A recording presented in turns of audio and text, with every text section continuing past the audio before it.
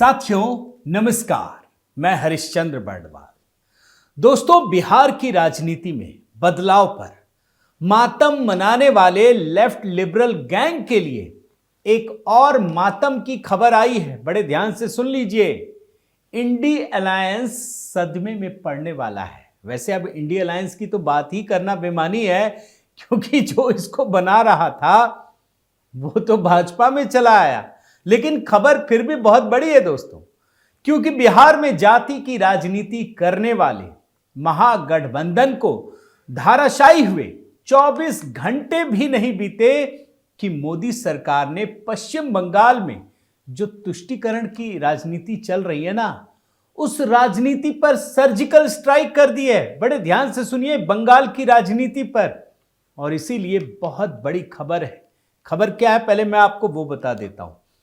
केंद्रीय राज्य मंत्री शांतनु ठाकुर ने पश्चिम बंगाल की एक रैली में कहा है कि सिर्फ पश्चिम बंगाल में ही नहीं बल्कि पूरे देश में अगले 7 दिनों के अंदर सीएए कानून लागू कर दिया जाएगा। सीएए कानून मतलब समझ रहे हैं, इसको लागू करने का मतलब क्या है।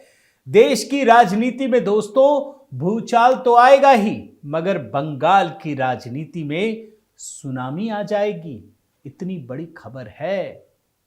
और ये वही नागरिकता कानून संशोधन कानून है जिसे 2019 में लोकसभा और राज्यसभा से पारित किया गया था और 13 दिसंबर 2019 को राष्ट्रपति रामनाथ कोविंद ने हस्ताक्षर करके कानून घोषित कर दिया था। इस कानून पर इंडी अलायंस की पार्टियों ने देश में भ्रम पैदा करके एक विरोध का माहौल पैदा किया था और दिल्ली के शाहीन बाग में, याद है ना, भूल तो नहीं गए शाहीन बाग, महीनों तक धरना प्रदर्शन चला था, रोड को रोक दिया गया था। ये वही सीएए कानून है। लेकिन आप याद रखिए, कोविड महामारी के लंबे दौर के कारण इस कानून को लागू करने वाले जो नियम है उसे बनाने में, उसे लागू करने में देरी हुई। और अब जब महामारी का दौर लगभग खत्म हो चुका है और सरकार को, इसमें भी जो अभी इस समय की परिस्थिति बता रहा हूं कि 30 मार्च 2024 तक कानून के तहत नियमों को बनाकर लागू कर देना है, यही इस समय की स्थिति है। तो अब सरकार ने लोकसभा चुनाव से पहले इसे लागू करने की पूरी तैयारी कर ली है। और सरकार की इसी मंशा को जो मैं बता रहा हूं, केंद्रीय मंत्री शांतनु ठाकुर पश्चिम बंगाल का 24 परगना जिला है, वहां ठाकुरगंज में एक रैली कर रहे थे और उन्होंने खुलेआम ऐलान किया। हालांकि ये अपने आप कर दिया हो ऐसा नहीं है। इससे पहले मैं देख रहा था, पिछले साल दिसंबर में, यानी पिछले महीने, कोलकाता में अमित शाह ने भाजपा पदाधिकारियों की बैठक हुई थी, उसमें ऐलान किया था कि सीएए को हर हाल में लागू किया जाएगा। पिछले महीने की बात बता रहा हूं। और सीएए कानून को जब लागू किया जाएगा तो समझ लीजिए, देश के अंदर गैर कानूनी तरीके से प्रवेश करने वाले करोड़ों लोगों की पहचान ही संभव नहीं होगी, बल्कि पाकिस्तान, बांग्लादेश और अफगानिस्तान से जो प्रताड़ित करके भगाए गए हिंदू हैं, उसको भारत की नागरिकता आसानी से मिलेगी, वो रास्ता खुल जाएगा। लेकिन पश्चिम बंगाल में ममता बनर्जी सीएए को किसी भी हाल में लागू नहीं होने देना चाहती हैं। राज्यसभा में दोस्तों 2016 में सरकार द्वारा एक आंकड़े के अनुसार राज्य में करीब 2 करोड़ अवैध बांग्लादेशी रह रहे हैं। ये मैं बंगाल की बात बता रहा हूं। और यही अवैध बांग्लादेशी ममता बनर्जी के वोट बैंक का सबसे बड़ा हिस्सा है। ममता बनर्जी की नजर राज्य के लगभग 27% मुस्लिम वोटों पर है, जबकि आरोप है कि बांग्लादेश से ही प्रताड़ित करके भगाए गए मतवा समाज के हिंदुओं की उन्हें कोई चिंता नहीं है। राज्य में मतवा की आबादी जानते हैं कितनी है? करीब 17%। और इनका विधानसभा की 70 सीटों और लोकसभा की 10 सीटों पर अच्छा खासा असर है। लेकिन फिर भी चिंता नहीं, चिंता तो बड़े लोगों की है। और मतवा समाज दोस्तों शुरू से ही सीएए कानून को जल्द से जल्द लागू करवाना चाहता है, ताकि इस समाज के लोगों को भारत की नागरिकता मिल सके। लेकिन ममता बनर्जी इस कानून को लागू करने का इसलिए विरोध कर रही हैं। आपको लग रहा होगा कि 17%, लेकिन 17 या 27 आप सोचिए।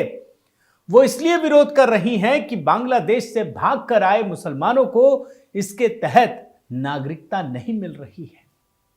अल्पसंख्यकों की बात हो रही है इसमें। बांग्लादेश से गैर कानूनी तरीके से मुस्लिम बड़ी संख्या में प्रवेश करके न सिर्फ पश्चिम बंगाल में बल्कि देश के अन्य राज्यों में बड़ी संख्या में रह रहे हैं।